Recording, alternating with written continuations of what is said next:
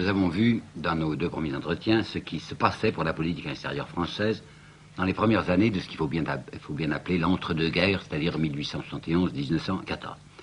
On va commencer à regarder maintenant, car je n'oublie pas mon objectif, qui est des origines de la guerre de 14. On va regarder maintenant ce qui se passait en politique extérieure. Naturellement, d'abord, la question des rapports franco-allemands. Là-dessus, j'ai quelque chose à vous dire qui n'est pas très traditionnel, mais dont je suis sûr que c'est vrai, à savoir l'illusion dans laquelle nous avons vécu, nous les Français, enfin ceux de ma génération. Je suis né en 1903, j'ai été élevé dans ces images-là. Quoi donc? Il y a en face de nous, de l'autre côté de la fameuse ligne bleue des Vosges, il y avait une espèce d'ogre, un tigre affamé. D'abord, ça a été Bismarck, c'est le type avec la grosse moustache, ses yeux globuleux et sa casquette militaire, le chancelier de fer. Puis après, il y a eu le terrible Guillaume II avec sa petite moustache en croque, cet aigle vorace qu'il avait au-dessus de son casque. Enfin, c'était donc des gens qui ne désiraient qu'une seule chose, c'était se jeter à nouveau sur la France pour achever de la dévorer. Puis il y avait en face, alors du côté des Français, des gens qui pensaient à la revanche, en disant on a perdu la première manche en 1870, mais si jamais ça attaque de nouveau, vous allez voir. Et le symbole de cette résistance, de cet esprit de revanche en France, c'était en face du tigre allemand, le lion français, le lion de Belfort. Vous connaissez ce lion qui représentait la résistance de Belfort, qui est dressé et qui n'attend qu'une occasion de bondir si on l'attaque. Or, il se trouve que la position allemande, d'abord celle de Bismarck, nous en sommes encore à Bismarck, n'était pas du tout celle que l'on faisait croire aux Français, à savoir de quelqu'un qui était attentif à la première occasion de recommencer l'opération militaire. Absolument pas. Il y a un livre qui est peut-être encore, un classique des jeunes générations et de ceux en particulier qui se présentent à la diplomatie, un livre qui était à la base de la formation des Sciences Po, un livre que j'ai dû étudier à fond quand je préparais le concours d'école normale supérieure, un livre d'un nommé Émile Bourgeois. Ce livre, je le répète, une espèce de bible, enfin le document de base d'Émile Bourgeois, s'appelle Manuel historique de politique étrangère. Il est tout à fait dans la ligne traditionnelle. C'est cependant dans ce livre très traditionnel que je trouve la phrase suivante à propos de la politique de Bismarck: la paix, nul n'y tenait plus que le chancelier Bismarck. Mais pourquoi donc? Premièrement, parce qu'il n'avait rien d'autre à réclamer territorialement à la France. Il avait pris ce qu'il lui voulait, il avait débordé le Rhin, il était arrivé à la ligne des Vosges qui était mal défendable, donc la France lui paraissait vulnérable, c'est-à-dire incapable de faire une opération offensive. Et d'autre part, Bismarck avait des grands drames intérieurs. Vous savez, l'unité allemande dont on parle toujours, puisque c'est en janvier 1871 que l'Empire allemand a été constitué, a été proclamé à Versailles. C'était une question encore théorique, il fallait l'appliquer dans la pratique, et il y avait toutes sortes de particularismes locaux en Allemagne. Il y avait des provinces qui n'aimaient pas du tout cette unité allemande. Il y avait la Bavière, par exemple, qui était une Bavière au fond très catholique, et qui se trouvait être dominée pratiquement par la Prusse, qui, elle, était luthérienne. Alors Bismarck avait affaire avec des difficultés intérieures considérables pour opérer son unité. Et comme les problèmes religieux se mêlaient à cela, à cause de ce que je viens de vous dire, de la Bavière et d'autres pays catholiques, il y avait une entreprise du Kulturkampf en Allemagne, c'est-à-dire cette lutte anti-religieuse, anti-catholique dirigée par Bismarck, qui était pour lui une véritable obsession. Par conséquent, ce que désirait Bismarck, c'était surtout pas d'histoire avec la France. Alors, comme il savait bien qu'il y avait un esprit revanchard en France, il avait pris ses sûretés, il avait essayé de constituer une triplice, c'est-à-dire une organisation de 3 États décidés à maintenir la paix telle qu'elle était, la Prusse, puisqu'elle était satisfaite, l'Italie d'une part, et l'Autriche. Le sort de la Prusse et de l'Autriche étant intimement liés. Et puis, du côté de la Russie, il avait une seule inquiétude, Bismarck, c'est que la Russie se laisse entraîner par la France dans une politique revancharde. Et j'ai trouvé les instructions que Bismarck envoyait à son ambassadeur à Saint-Pétersbourg en disant « Obtenez au moins la neutralité russe en cas d'agression de la France ». Je répète, en cas d'agression de la France. Par conséquent, on est dans une situation ridicule et paradoxale de 2 puissances qui se regardent et qui se font peur mutuellement. Les Français ont certainement peur, c'est vrai, de l'Allemagne, et l'Allemagne a absolument peur aussi que les Français trouvent une alliance militaire avec la Russie et se jettent sur eux. Tout ça, en réalité, donnait un régime pratiquement de paix et de tranquillité. Et il faut savoir que la droite représentait à ce moment-là l'esprit le plus pacifiste qui soit. Or, la génération à laquelle j'appartiens est celle qui confond de manière absolue l'idée de droite et l'idée nationaliste. Quand j'étais enfant, enfin même quand j'étais étudiant, un homme de droite était pour moi un homme substantiellement et congénitalement nationaliste et chauvin. C'est que c'est pas vrai, vous savez, pendant des années, la droite a été des partis du pacifisme. Pensez donc ce qu'elle était la droite avec Thiers. Thiers, je vous l'avais dit l'autre jour, était l'équarrisseur du territoire. C'était lui qui, pour des raisons de politique intérieure, avait dit oui, victoire de l'Allemagne le plus rapidement possible, quoi que ce soit qu'elle nous demande. Elle nous demande Metz, elle nous demande Strasbourg, peu importe. Ce qu'il faut, c'est protéger les structures. C'est pour ça que Bismarck appelait Thiers mon petit ami Thiers. C'est comme ça qu'il parle de lui dans une lettre de sa femme. Mon petit ami Thiers. Je comprends qu'il pouvait l'appeler son petit ami. Ça avait été le plus précieux de ses auxiliaires. Enfin, c'est un collaborateur avec un cas, comme nous dirons plus tard, qui était le collaborateur de premier ordre. Mais en 1877 encore, au moment où MacMahon faisait sa fameuse campagne pour essayer de se maintenir au pouvoir, il y a une affiche de MacMahon que j'ai retrouvée, est extrêmement intéressante, où il y a ceci: votez pour les candidats du maréchal qui veut la paix, tandis que les radicaux vous entraîneraient dans la guerre. Et là, il faut que j'appelle votre attention sur ce fait qui n'est pas assez mesuré, à savoir que le chauvinisme de la droite, le nationalisme de la droite, avec Maurras et l'Action française, ça ne sera jamais qu'une péripétie, un épisode dans l'histoire de la droite. Ça va commencer en 1889-90, vous verrez pourquoi, et ça se terminera en 1936. À partir de 1936 et du Front populaire, lorsqu'il s'agira peut-être de se défendre contre le fascisme allemand, le fascisme italien, la droite sera de nouveau en France une droite capitularde. Une France qui dira « Ah, surtout ne vous battez pas avec ces gens-là parce qu'ils représentent la protection contre le danger bolchevique ». Donc le nationalisme de la droite en France, c'est une affaire épisodique qui se situe à peu près entre 1889-90 et 1936. Et nous sommes maintenant, au moment où je vous raconte, au moment où la droite est encore une droite pacifiste. Et la gauche. Eh bien oui, traditionnellement, depuis la résistance républicaine de 1871, traditionnellement, la gauche était en apparence une gauche revancharde, une gauche nationale, nationaliste. Mais Ferry, qui était le grand homme de gauche qui était maintenant au pouvoir, je vous ai déjà dit quelle avait été sa politique en 70-71. Ferry n'avait pas été du tout un nationaliste, au contraire. Il avait fait tout ce qu'il avait vu pour casser les reins à Gambetta.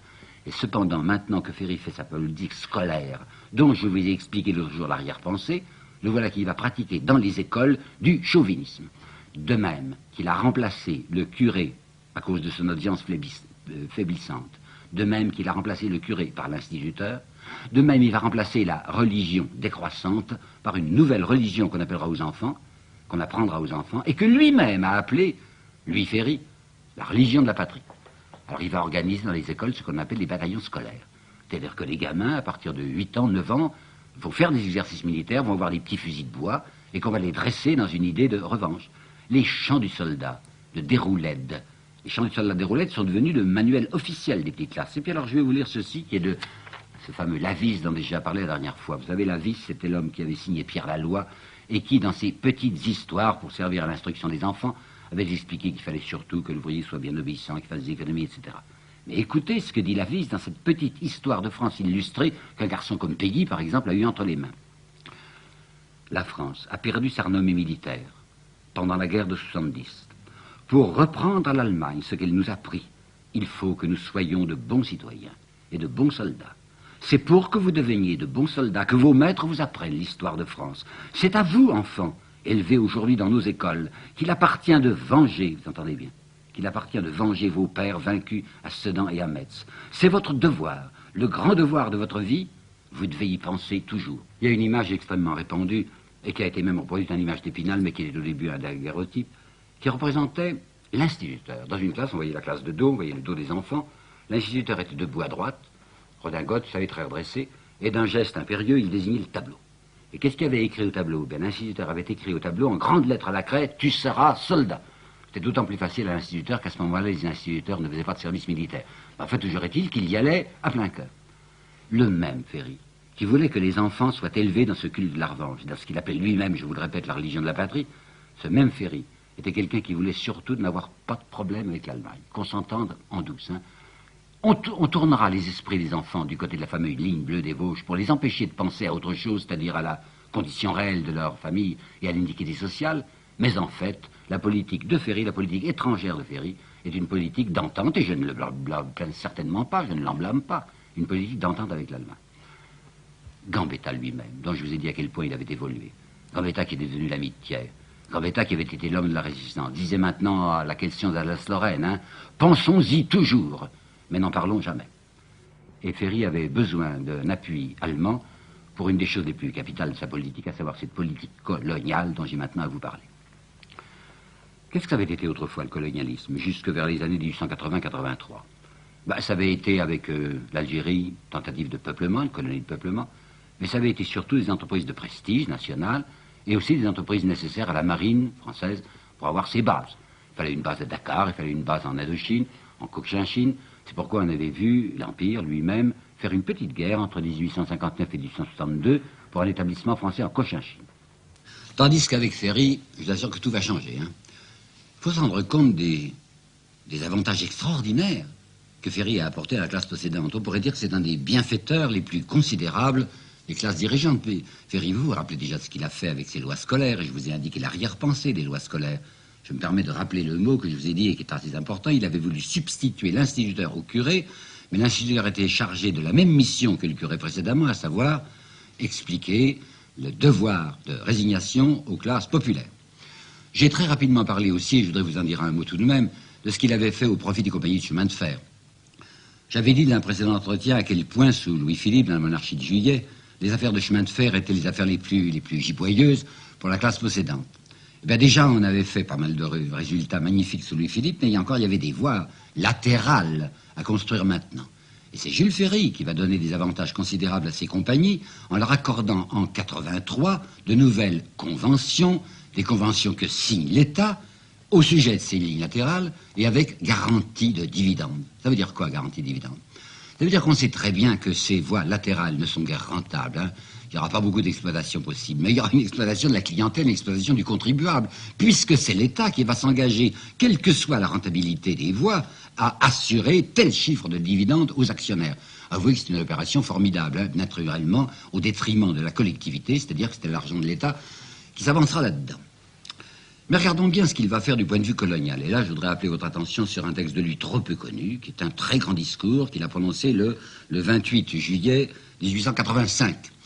Ferry a été renversé, je vous l'ai dit, 2 fois sur les questions coloniales. Première fois sur la question de la Tunisie, seconde fois sur la question de l'Indochine. Et il va se justifier, ce 28 juillet, en expliquant à ceux qui ne veulent pas encore comprendre l'intérêt de ce qu'il leur propose.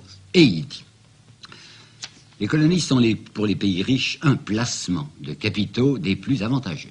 Il va même recourir à une citation anglaise, enfin de l'économiste Stuart Mill, une des meilleures affaires auxquelles les pays riches, puissent se livrer. La question coloniale, déclare Ferry, c'est d'abord la question même des débouchés. La politique coloniale est fille de la politique industrielle. L'Europe peut être considérée comme une maison de commerce qui voit décroître son chiffre d'affaires car la consommation européenne est saturée.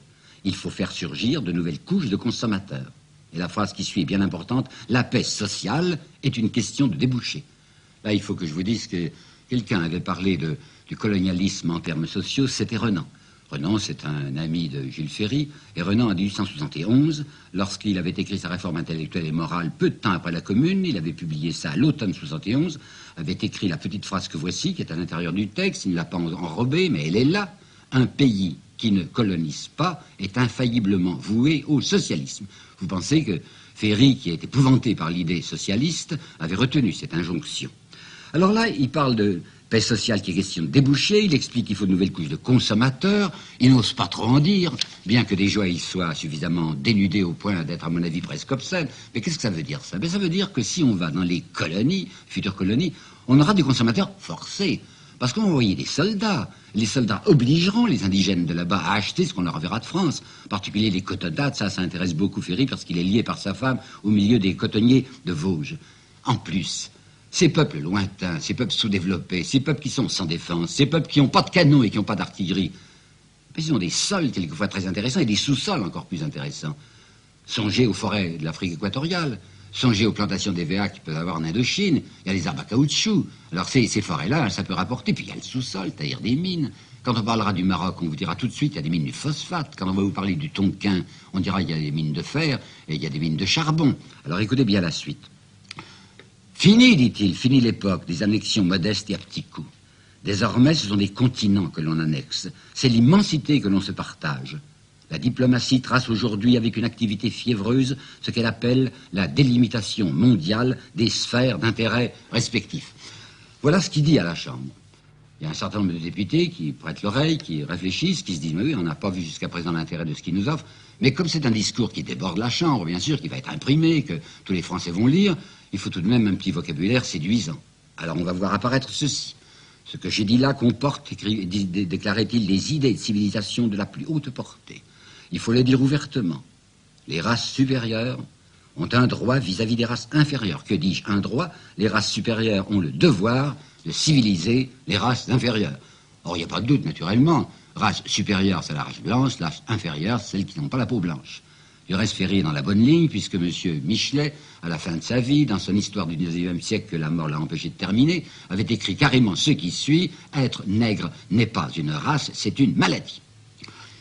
Eh bien, dans la bonne ligne que je viens de vous définir, qu'est-ce qu'ils vont faire? Première réalisation, la Tunisie.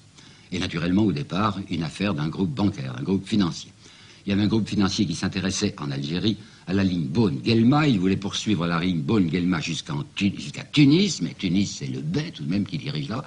Alors il faut s'arranger avec le Bey. Heureusement que l'on a un ami auprès du Bey, un ami qu'on a acheté tout de suite, c'est un premier ministre concussionnaire qui s'appelle Mustapha Ben Ismaïl et qui, se servant lui-même, fait adresser par la compagnie un petit cadeau de 900 000 francs, presque 1 million, c'est quelque chose, hein, au Bey. Contre quoi? En échange de quoi?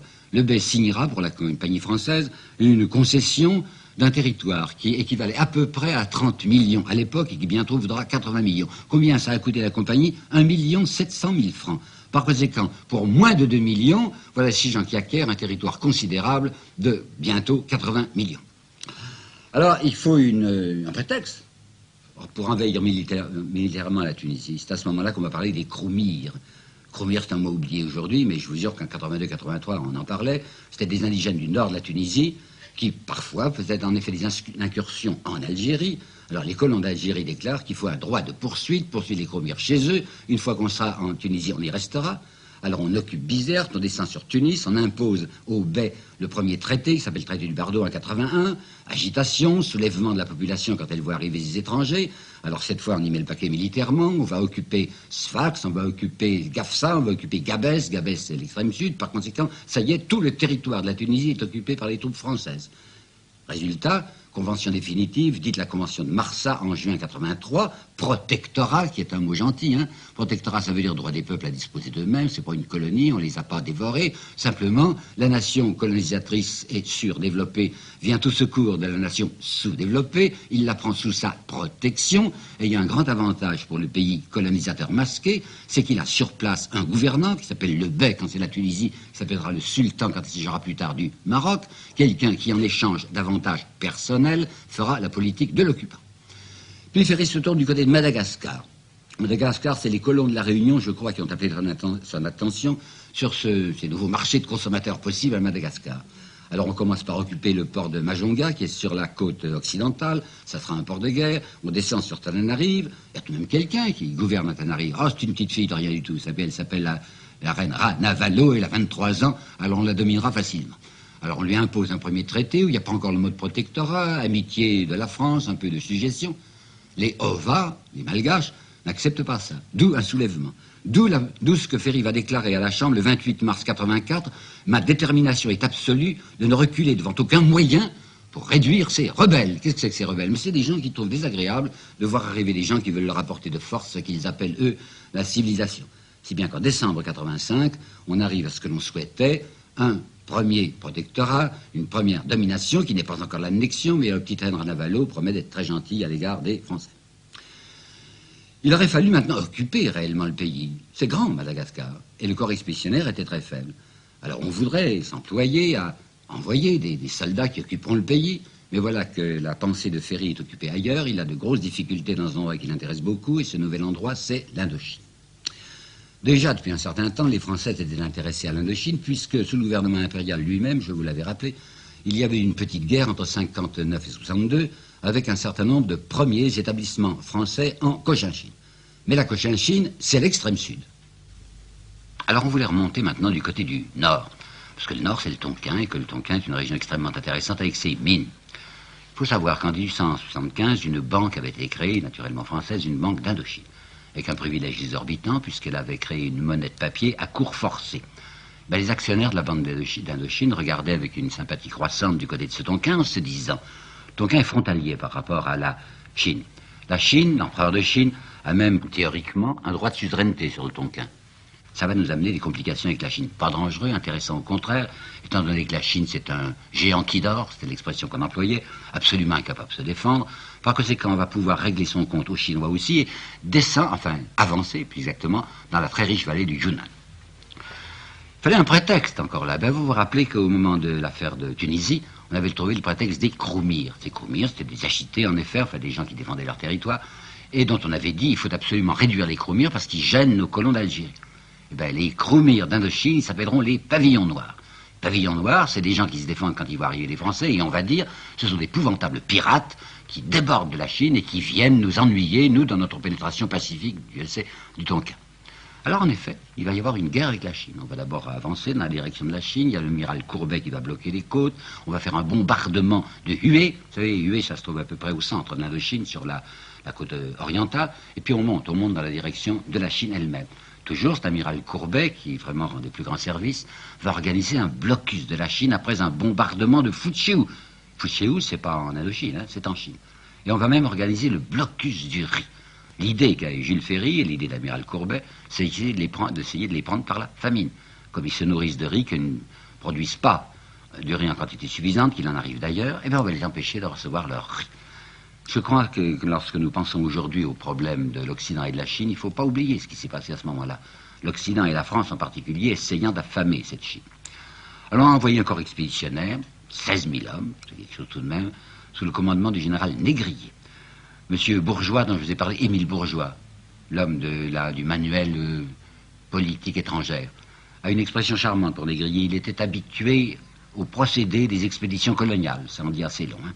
Alors Négrier, avec ses 1000 hommes, monte dans la direction du Tonkin. Ça commence à aller très bien, mais voilà qu'en mars 1885, le général Négrier a une difficulté assez grave à Langson. Il est vrai que les premières dépêches qui arrivent à Paris exagèrent le désastre. On croit que l'armée française a subi une défaite absolument humiliante devant ces Chinois qui sont mal armés. En fait, c'est vrai, on avait été obligé de reculer, mais ça n'avait pas les proportions que l'on croyait. Néanmoins, c'est là-dessus que Ferry va tomber. Clémenceau et d'autres vont se précipiter sur lui en disant « Vous nous couvrez de ridicule, vous nous couvrez de honte, vous faites massacrer les soldats français par des gens qui sont soi-disant plus faibles que nous et qui nous ont obligés à un recul désastreux. » Enfin, il tombe.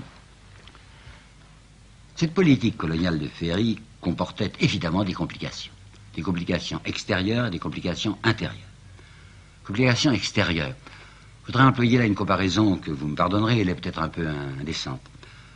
Lorsque des bandes de gangsters essayent de mettre une ville en coupe réglée, lorsqu'ils organisent leur raquette, vous savez, et qui décident tel coin de la ville m'appartient et tel coin de la ville t'appartient à toi, et là c'est forcé que les bandes rivales arrivent à se heurter. Eh bien, élargissons ça à l'échelle du monde. Il y a des nations occidentales qui se jettent sur des peuples sans défense et qui finalement se trouvent en conflit. Elles se heurtent. Alors vous savez, comme on dit dans un vocabulaire un peu particulier, à ce moment-là, on défouraille, on sort son artillerie. C'est exactement ce qui va se passer. La France va se trouver en compétition, en particulier avec l'Angleterre, parce que les convoitises françaises et les convoitises anglaises, qui sont des convoitises financières et commerciales, se heurtent, s'affrontent.